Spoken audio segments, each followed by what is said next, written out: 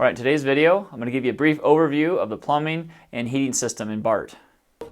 The overall picture here you can see is all the plumbing for the entire place other than the shower. So we have a 65-gallon freshwater tank. We have a pressure tank that pressurizes the water into the system so we can use it. But more important is our heating system. We have a heating system that is a diesel heater. It's a Rixson S-Bar heater, and I'll give some more details to those who want it. And it's a diesel heater that heats liquid. Basically, it heats antifreeze. And it pumps that antifreeze inside here. And this is a expansion tank. And it goes through, this is a plate exchanger. As you can see over here, I have them mounted against the wall. It's a freshwater plate exchanger. So these tubes come in, circulate through in a big circle. They go through this fan unit. This is just a radiator inside there. This will be mounted somewhere in this vicinity. And then it goes back outside to the heater. And it continuous loop. As it needs heat, it'll burn fuel. Keeps this thing pretty much hot all the time. Well, it makes on-demand hot water with this plate exchanger, which my wife is pretty excited about because I was actually opting not to have hot water at one time.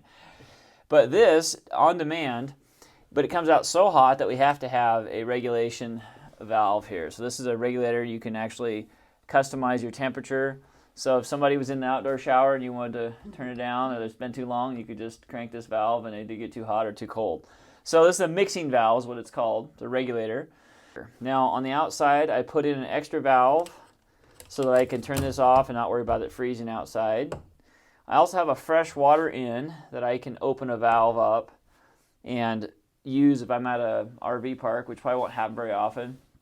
Or someplace we have a hose bib, we can just hook directly up to this thing and not use our fresh water.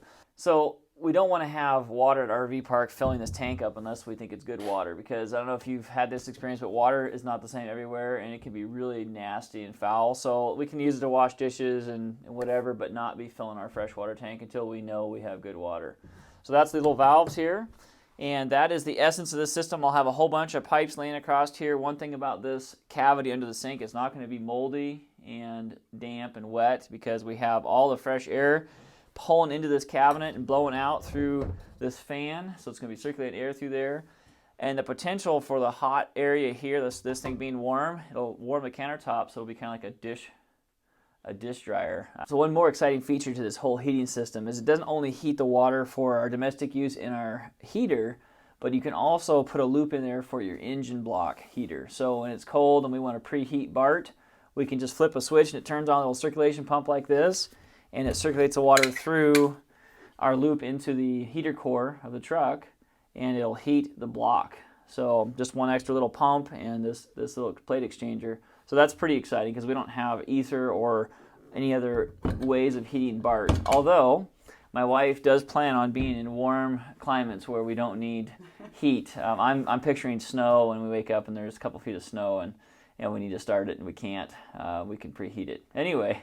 Picturing sand and water. Yeah, she's picturing white sand, and I'm thinking just in case there's white snow. It's good to be prepared. That's right. It also works in reverse, so you can take the heat from your engine and circulate it back through your system, and it will heat your hot water and your dwelling as you're traveling down the road. Oh, and right here, I didn't show you these little valves, if somebody's wondering what these are for.